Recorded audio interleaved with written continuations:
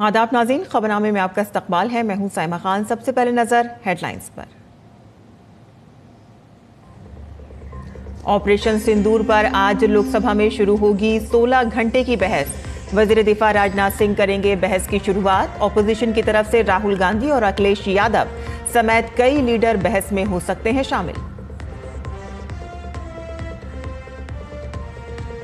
Supreme court में आज का दिन हंगामा खेज रहने का इम्कान। बिहार की वोटर लिस्ट के साथ साथ justice Verma case scandal case पर होनी है समाअत। पुरानी पेट्रोल डीजल गाड़ियों पर दिल्ली हुकूमत की पाबंदी पर भी आज होगी समाअत।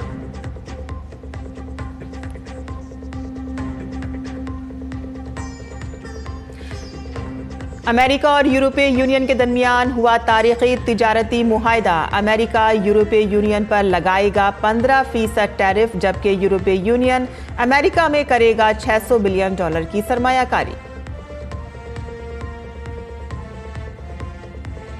थाईलैंड और कंबोडिया के दरमियान जंगबंदी के लिए आज मलेशिया में होंगे मुज़ाकरात। दोनों ममालिक के रहनुमाओं की शिरकत मुतवक्के।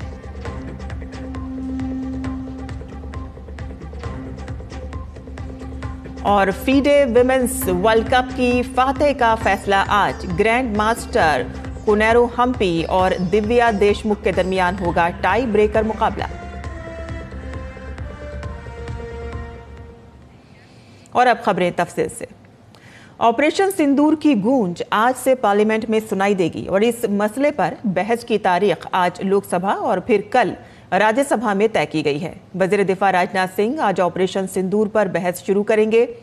एनडीए से शिवसेना लीडर श्रीकांत शिंदे, जेडीयू से लल्लन सिंह बहस में हिस्सा लेंगे और इसके अलावा टीडीपी को 30 मिनट का वक्त दिया गया है। कृष्णा और हरीश बाल योगी नुमाइंदगी करेंगे, जबकि राहुल गांधी मंगल को कांग्रेस की तरफ से बात कर सकते हैं।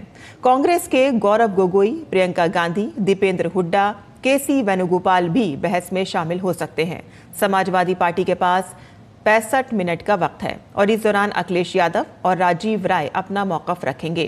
टीएमसी से अभिषेक बनर्जी और डीएमके से कनिमोई बहस में हिस्सा लेंगे। वहीं शिवसेना उद्धव ग्रुप से अरविंद सावंत और अनिल देसाई ऑपोजिशन का नुक्ता नजर पेश करेंगे। एनसीपी शरद पवार ग्रुप से सुप्रिया सूले और आरजेडी से मीसा भारती अपना मौकफ रख सकती हैं।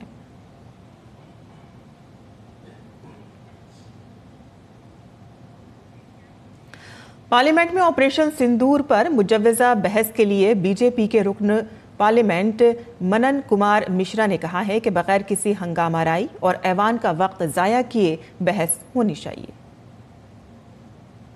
सबके सामने है, सब कुछ सामने वीडियो पे दिखाया गया। अब चर्चाएं करनी है उनको, वो चर्चा करें। मैं समझता हूं कि चर्चा करें, हंगामा ना करें, संसद का समय बर्बाद ना करें।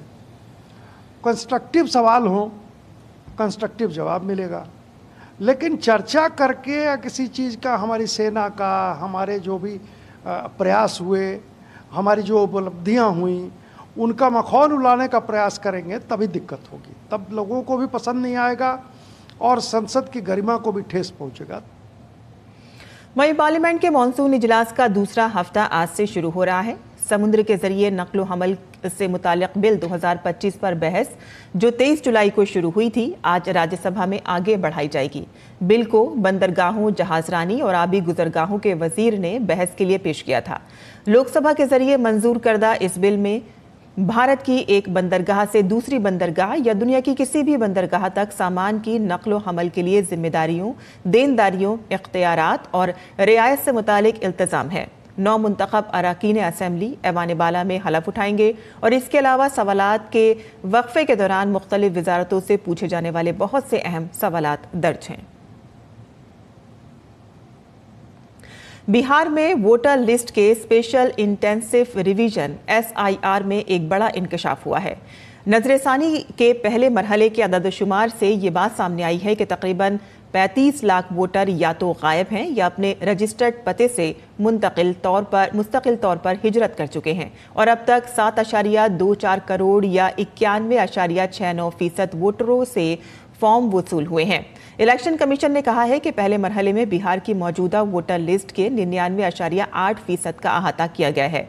कमीशन ने एक बयान जारी करते हुए कहा कि वोटर लिस्ट में 22 लाख नाम ऐसे हैं जो अब जिंदा नहीं हैं और इसके अलावा 2 या इससे ज्यादा जगहों पर तकरीबन 7 लाख नाम रजिस्टर्ड पाए गए हैं।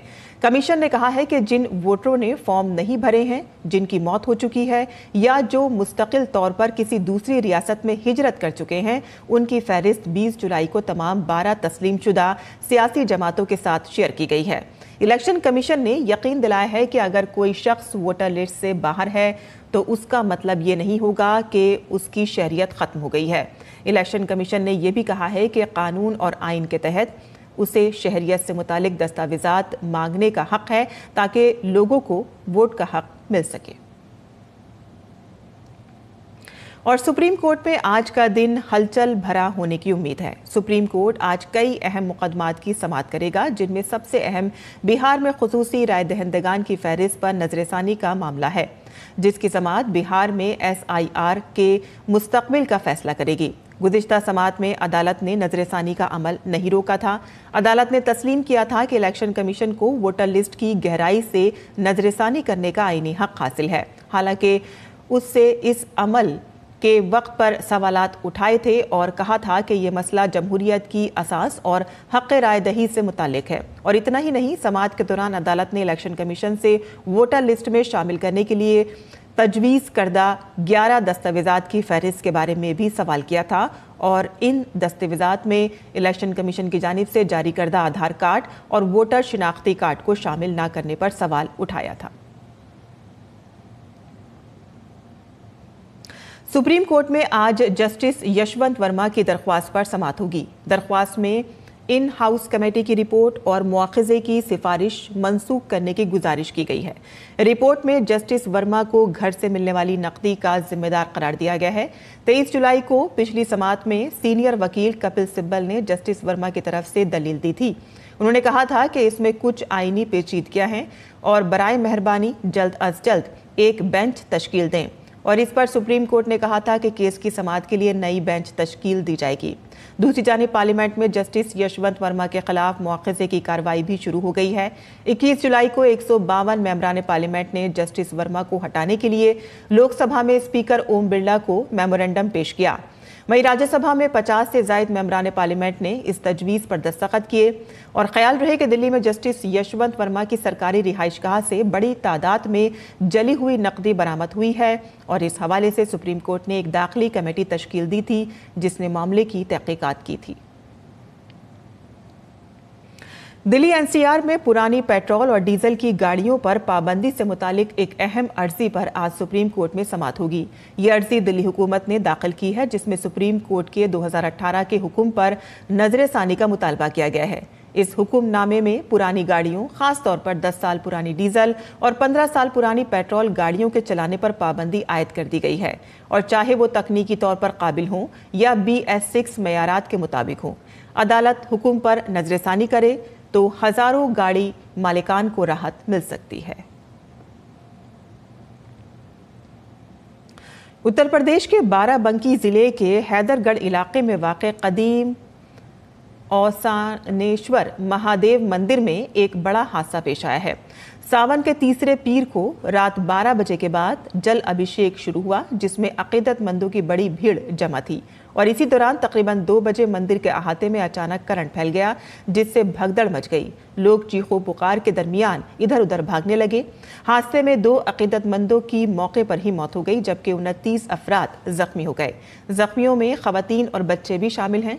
पुलिस फोर्स पहले से ही मंदिर के अहाते में सिक्योरिटी के लिए मौजूद थी, ताहम हादसे की इत्तला मिलते ही मौके पर पुलिस की बड़ी नफरी तैनात कर दी गई। तमाम जख्मियों को मकामी अस्पतालों में भेजा गया, जबकि कुछ शदीद जख्मियों को जिला अस्पताल बाराबंकी भेजा गया। वाक़े की इत्तला मिलते ही आला हुक्काम मौके पर पहुंच गए। DM ने बताया है कि कुछ बंदरों ने बिजली की तार पर छलांग लगाई और जिसकी वजह से तार टूटकर मंदिर के अहाते की टीन शेड पर गिर गया और जिसके बाद करंट फैल गया और भगदड़ मच गई।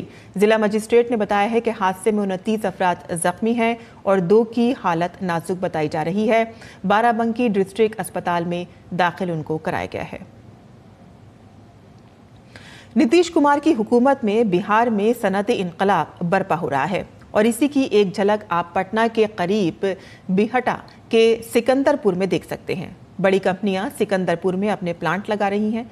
रियासत में इन सनतों की आमद के बाद अशिया के साथ साथ बड़ी तादाद में लोगों को रोजी रोटी का भी यहां पर रोजगार भी मिल रहा है। और पेश है कुमार आलोक की ये खुसूसी रिपोर्ट।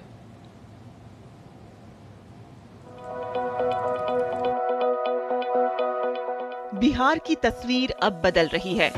कुछ साल पहले हालात ऐसे थे कि बिहार में कोई बड़ी कंपनी अपना प्रोडक्ट नहीं बनाती थी। किसी भी प्रोडक्ट के लिए किसी को दूसरी रियासतों पर इन्हिसार करना पड़ता था। लेकिन रियासती हुकूमत की दूरंदेशी के नतीजे में अब बिहार में ब्रिटानिया के 2 प्लांट खुल चुके हैं और इनमें हजारों लोग काम कर रहे हैं। इस कंपनी की वजह से जो लोग नकल मकानी कर गए थे उनकी बड़ी तादाद भी वापस आ रही है। बहुत फायदा हुआ, सब रोजगार बहुत मिला है, सब लोग खुश भी है, सब लोग खुशहाल है कि यहाँ बिहार में रोजगार मिला है। अच्छी बात है कि रोजगारी कम हो रहा है, बेरोजगारी जो समस्या है वो बहुत कम हो रहा है। मैं भी पहले इससे बाहर काम करती थी, लेकिन हमारे बच्चे यहीं पढ़ते थे। लेकिन कोई भी माँ चाहेगी कि अपने बच्चे के साथ रहे। मैं पहले फरीदाबाद में रहती थी। अब मेरे जैसे और भी है जो आने के लिए कह रहे हैं कि अगर काम है तो हमें बताइए, हम आएंगे। बेहतर इंफ्रास्ट्रक्चर की बदौलत न सिर्फ ब्रिटानिया बल्कि एक और बड़ी बिस्किट कंपनी सोबिस्को ने भी सिकंदरपुर में अपना प्लांट लगाया है।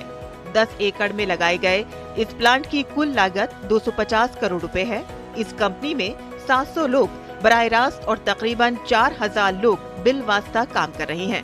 इस कंपनी की कुल पैदावार 210 टन यौमिया है। मोर और लेस हमारा एक शिफ्ट में 700 के आसपास वर्कर काम कर रहा है जो डायरेक्टली हमारे साथ जुड़ा हुआ है।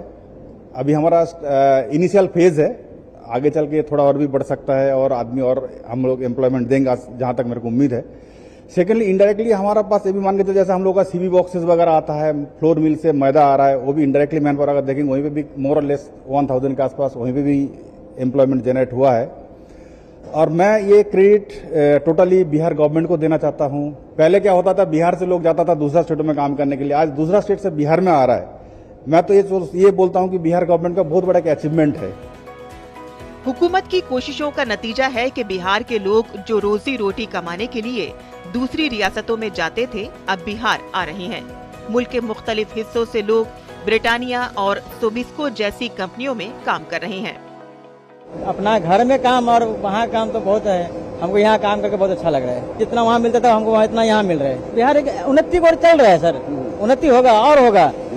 हाँ, अभी तो और बाकी है देखने के लिए। अभी और जगह खुल रहा है, यूनिवर्सिटी खुल रहा है, बहुत जगह इधर उधर में हम सुन रहे हैं कि खुल रहे हैं। तो और आदमी जितना आदमी बिहार का आदमी बाहर गए हुए हैं उनको जैसे मालूम चलेगा सब तो यहाँ आएगा। मैं सिक्किम से आया हूँ। क्यों आया?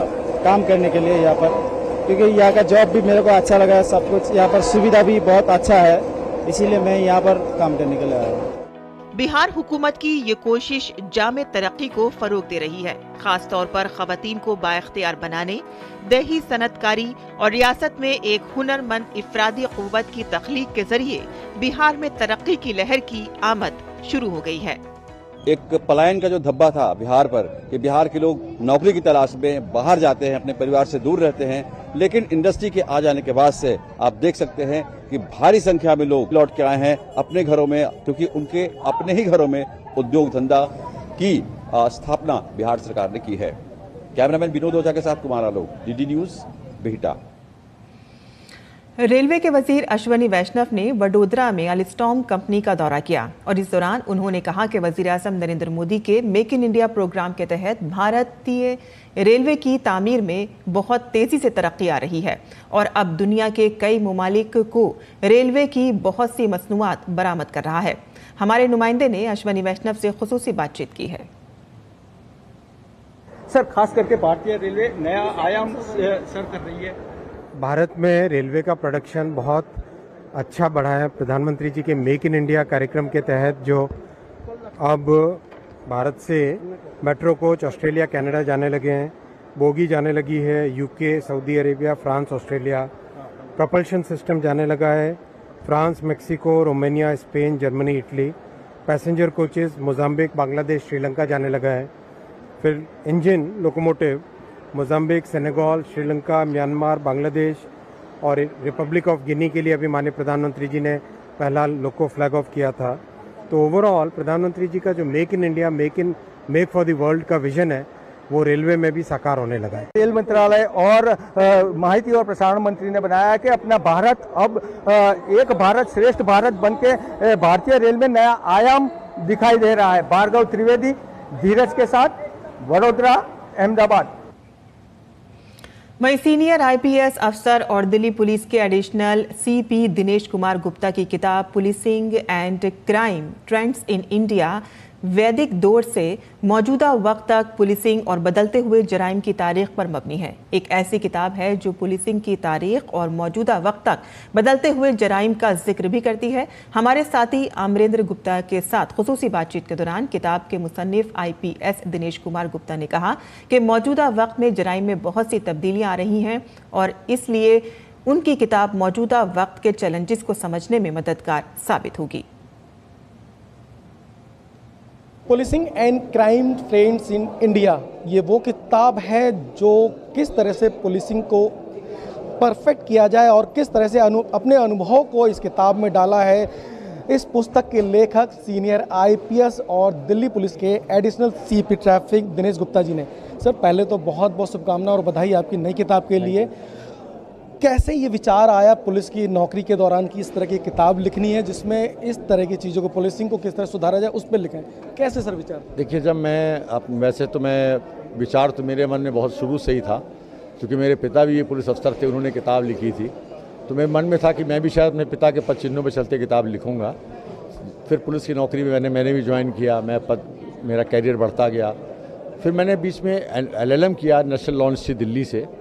तब मेरे मन में विचार आया कि कुछ किताब ऐसी लिखूं जो मेरे अपने ज्ञान से लोगों को आगे मददगार हो सके, मेरे ज्ञान का किसी को फ़ायदा हो सके। तो मैंने फिर उस समय किताब लिखना चालू किया और धीरे धीरे ये कंपाइल होकर आज इसका लॉन्च हुआ।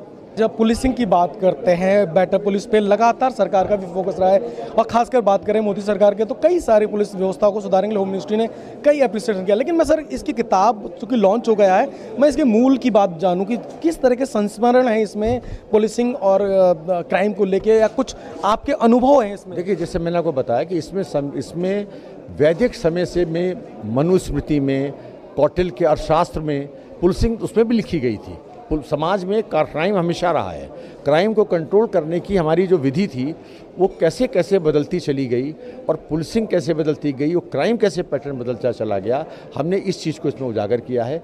और हमको कैसे कैसे अपने बदलाव लाना है कि जिससे कि आने वाली समस्याओं को हम अच्छे ढंग से निपटा सके, यही विशेष किताब का है। पुलिस और क्राइम में किस तरह से बदलाव हो रहे हैं और जब पुलिस अधिकारी किसी मामले को इन्वेस्टिगेट करता है तो वो किस तरह से उस मामले में आगे बढ़ता है, और खासकर दिनेश जी की कुछ संस्मरण भी इस किताब में है। कहीं ना कहीं ये किताब उन लोगों के लिए भी लाभकारी साबित होगी। कैमरामैन राजकुमार के साथ अमरेंद्र गुप्ता, DD न्यूज़, दिल्ली। और पहाड़ों से लेकर मैदानी इलाकों तक बारिश का सिलसिला जारी है, लेकिन दिल्ली NCR में शदीद गर्मी से लोग परेशान हैं। महकमे मौसमियात ने आज दिल्ली NCR के कई हिस्सों में हल्की बारिश की पेशगोई की है और इसके साथ ही आज गुजरात, मशरिकी राजस्थान में शदीद बारिश के लिए रेड अलर्ट जारी किया गया है। IMD के मुताबिक मुल्क के शुमाल मशरक़ी हिस्सों में शदीद बारिशों का इम्कान है। अगले 2 से 3 दिनों में उत्तराखंड, हिमाचल प्रदेश, हरियाणा, चंडीगढ़, मगरबी उत्तर प्रदेश और मगरबी राजस्थान में मूसलाधार बारिश का इम्कान है। अगले 2 दिनों में मध्य प्रदेश, छत्तीसगढ़ और बिहार में भी ऐसे ही हालात रहने की तवक्को है और इसके साथ ही केरल, माहे, लक्षद्वीप, कर्नाटक, साहिली आंध्र प्रदेश, तेलंगाना में आइंदा 3 से 4 दिनों के दौरान हल्की से दरमियानी बारिश का इम्कान है। गैर मुल्की खबरों की बात करें तो अमेरिकी सदर डोनाल्ड ट्रंप और यूरोपीय यूनियन के दरमियान एक अहम और तारीखी तिजारती मुआहदे का ऐलान हुआ है। ट्रंप ने इस मुआहदे को अब तक का सबसे बड़ा तिजारती मुआहदा करार दिया है, जो दोनों फरीकों के लिए फ़ायदेमंद साबित होगा। ट्रंप ने इस मौके पर कहा कि इस मुआहदे के तहत तमाम ममालिक की मार्केटें खोल दी जाएंगी और तमाम शोबों में यूरोपीय यूनियन पर 15% महसूलात आयद किए जाएंगे, जबकि यूरोपीय यूनियन अमेरिका में $600 बिलियन की सरमायाकारी करेगा और इसके साथ ही यूरोपीय यूनियन अमेरिका से फौजी साजो सामान की खरीदारी में भी इजाफा करेगा। और अब पेश है दिल्ली से शाया होने वाले उर्दू अखबारात का मुख्तसर जायजा।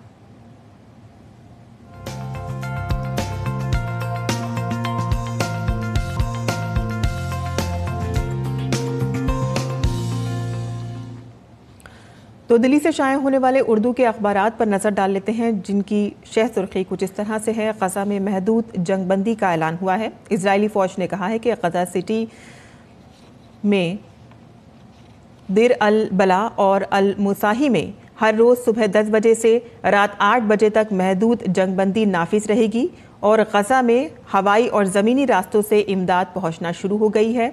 लेकिन इस वक्फे के बावजूद इजरायली फ़ौज के हमले अभी भी जारी हैं, जिसमें यहाँ पर 53 फ़िलिस्तीनी हलाक हुए हैं। दूसरी सुर्खी जान लेते हैं, जहां थाईलैंड और कंबोडिया के सरहदी इलाकों में भी झड़पें जारी हैं और 80,000 अफराद जो हैं वो नकल मकानी पर मजबूर हो गए हैं। थाईलैंड ने इतवार को अमेरिकी सदर डोनाल्ड ट्रंप के थाईलैंड और कंबोडिया की सरहद पर जंगबंदी की अपील पर रद्द-ए-अमल का इजहार किया। उन्होंने कहा है कि हाँ, थाईलैंड के जो सदर हैं उन्होंने ट्रंप से बात की है, जिन्होंने दरख्वास्त की है कि थाईलैंड और कंबोडिया को फौरी तौर पर जंगबंदी पर मुत्तफिक हो जाना चाहिए। आगे बढ़ते हैं, यहाँ पर सुप्रीम कोर्ट बिहार में वोटर लिस्ट की खुसूसी नजरसानी को चैलेंज करने वाली दरख्वास्तों पर आज समाअत करेगा और अपोजिशन के जरिए इस अमल को वोटबंदी और वोट चोरी से ताबीर करने के दरमियान सभी की निगाहें अदालत उज़्मा पर आज मरकूज रहेंगी। आगे बढ़ते हैं गाजियाबाद से। यहाँ पर एक बड़ी खबर है, जहाँ गाजियाबाद में हेपेटाइटिस के मरीजों की तादाद में दिन ब दिन इजाफा होता जा रहा है, जिसने महकमा सेहत की तशवीश में इजाफा कर दिया है। और यहाँ पर ज़िला MMG अस्पताल, ज्वाइंट अस्पताल और 4 कम्युनिटी हेल्थ सेंटरों में रोज़ाना औसतन 20 से 35 मरीज़ हेपेटाइटिस की शिकायत के साथ यहाँ पर OPD में पहुँच रहे हैं। आगे बढ़ते हैं, ये देखा जा सकता है कि राज ठाकरे 5 साल बाद उद्धव ठाकरे के घर पहुंचे, उनको गले लगाया और गुलदस्ता देकर सालगिरह की मुबारकबाद दी। वाज़ेह रहे कि जब से ये उद्धव ठाकरे शिवसेना के सरबराह बने थे, उसके बाद से ही राज ठाकरे और इन दोनों के दरमियान अनबन हो गई थी और ये दोनों ही भाई आपस में नहीं मिलते थे। लेकिन ये एक तस्वीर यहाँ पर शाया हुई है, जिसमें राज ठाकरे उद्धव ठाकरे के घर पहुंचे हैं और उनको सालगिरह की मुबारकबाद उन्होंने पेश की है। तो ये थी अखबारात की सुर्खियां जो हमने आपके लिए चुनी थी। और आगे बढ़ते हैं, कुछ खेल की खबरें भी जान लेते हैं, जहां FIDE women's world cup final का दूसरा गेम इंडिया की कोनेरू हम्पी और दिव्या देशमुख के दरमियान खेला जा रहा है, जो अब तक 1-1 से बराबर है। और अब फीडे वुमेन्स वर्ल्ड कप की फातेह का फैसला आज होने वाले टाई ब्रेकर गेम से होगा। कल खेले गए मैच में दोनों ही खिलाड़ियों ने एक दूसरे पर दबाव डालने की कोशिश की, ताहम सख्त मुकाबले के दरमियान बिलाखिर दोनों ने ड्रॉ पर इत्तेफाक किया और इससे कबल दोनों ही खिलाड़ियों के दरमियान हफ्ते को खेला गया पहला मैच भी ड्रॉ हुआ था। वहीं भारत और इंग्लैंड के दरमियान एंडरसन तेंदुलकर ट्रॉफी का चौथा टेस्ट ड्रॉ हो गया है। भारत ने इंग्लैंड के खिलाफ खेला गया चौथा टेस्ट मैच शुभमन गिल, रविंद्र जडेजा और वॉशिंगटन सुंदर की सेंचुरियों की बुनियाद पर ड्रॉ कर दिया। भारत ने दूसरी इनिंग्स में 4 विकेट पर 425 रन बनाए और मैच ड्रॉ पर खत्म कर दिया। 5 मैचों की इस सीरीज में इंग्लैंड अब भी 2-1 से आगे है। मौजूदा सीरीज का आखिरी मैच 31 अगस्त से ओवल में खेला जाएगा। और अब पेश है मुल्क भर के मौसम का हाल।